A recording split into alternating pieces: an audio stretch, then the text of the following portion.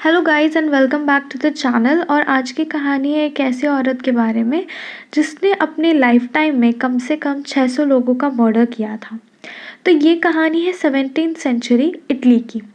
वहाँ पे ना औरतों को इतनी इज्जत नहीं दी जाती थी जैसे अभी देते हैं। और तभी ना अरेंज मैरिजेस बहुत कॉमन थे, लाइक बहुत ज़्यादा, एंड लव मैरिजेस तो बिल्कुल नहीं होते थे। और तब के ज़माने में ना औरतों के पास इतनी फ्रीडम भी नहीं होती थी, चाहे हस्बैंड कैसा भी हो, कितना भी मारता पीटता रहे, वो कुछ कर नहीं सकती थी घुटने के अलावा। मतलब उनके पास आज़ादी का बस एक ही तरीका था, वो था मर्डर। क्योंकि डिवोर्स तो तब कुछ ऐसी कोई चीज़ भी नहीं हुआ करती थी, डिवोर्स बिल्कुल भी नहीं हुआ करते थे। तो अब सीन में आता है गिउलिया टूफाना, जिसने इन हाउसवाइफ को अपने हस्बैंड को मारने में मदद की। पता है ये क्या करती थी? ये ना पॉइजन परफ्यूम के बॉटल में रखती थी और उसको as a like cosmetic product बेचती थी। मतलब कि ऐसा नहीं होता था कि पता नहीं होता था लोगों को कि ये पॉइज़न नहीं है। बहुत कम लोगों को पता होता था कि ये पॉइज़न है। एंड ये बहुत लाइक चेक वेक भी करती थी कि जो भी ये पॉइज़न लेके जा रहा है उसका बैकग्राउंड चेक करना कि वो लेजिट है या नहीं, या कोई पुलिस के तरफ से है, अथॉरिटी की तरफ से है जो उसको पकड़ने आया है।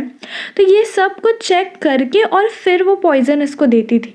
एंड ये पॉइज़न भी औरतें अपने आराम से अपने जो भी तैयार होने का उनका जो ड्रेसिंग टेबल वगैरह होगा, जहाँ पे वो अपने कॉस्मेटिक प्रोडक्ट्स रखती होंगी, वहाँ पे वो रख देती थी और किसी को कुछ पता नहीं चलता था। और ये पॉइज़न ऐसा था ना कि इसको ना ऐसे धीरे धीरे देना होता था। मतलब कि आज फ्यू ड्रॉप्स मिला के दे दिए किसी खाने की डिश में, कल फ्यू ड्रॉप्स मिला के दे दिए, और इसके ना सिम्टम्स दिखते थे। जैसे आज आपको मे बी फीवर होगा, कोल्ड होगा, फिर कुछ दिनों के बाद आपको वॉमिटिंग होने लगेगी।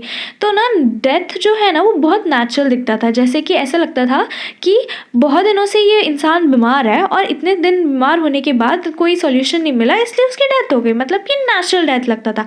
इसीलिए गिउलिया को पकड़ने में इतना टाइम लगा।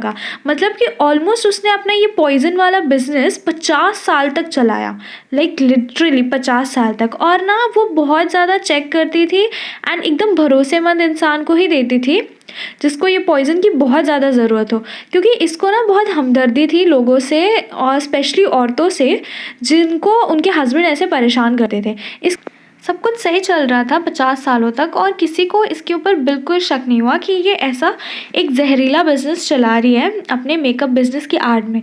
लेकिन अब हमेशा सब कुछ सही नहीं हो सकता ना, तो वक्त आ गया इसका भांडा फूटने का।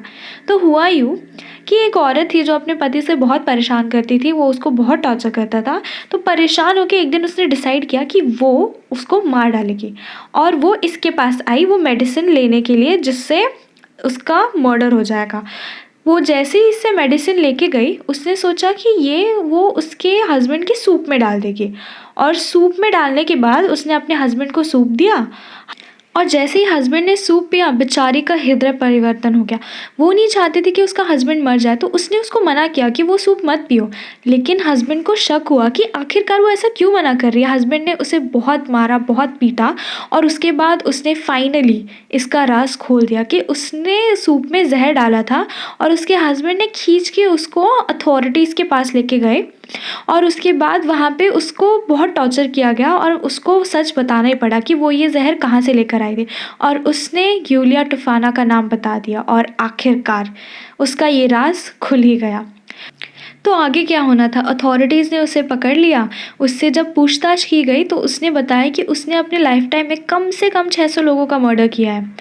और आखिरकार उसे सज़ाए मौत मिली और यूलिया का ये खेल, जहरीला खेल, वो ख़त्म हो गया। पर वैसे भी उसको ये सज़ा मिलनी ही थी, क्योंकि आखिरकार उसने इतने लोगों को मर्डर किया है, तो उसे उसकी सज़ा भी तो मिलेगी ही ना। तो आज के लिए बस इतना ही। और स्टोरी अच्छी लगी हो तो चैनल को ज़रूर सब्सक्राइब करना। Bye bye.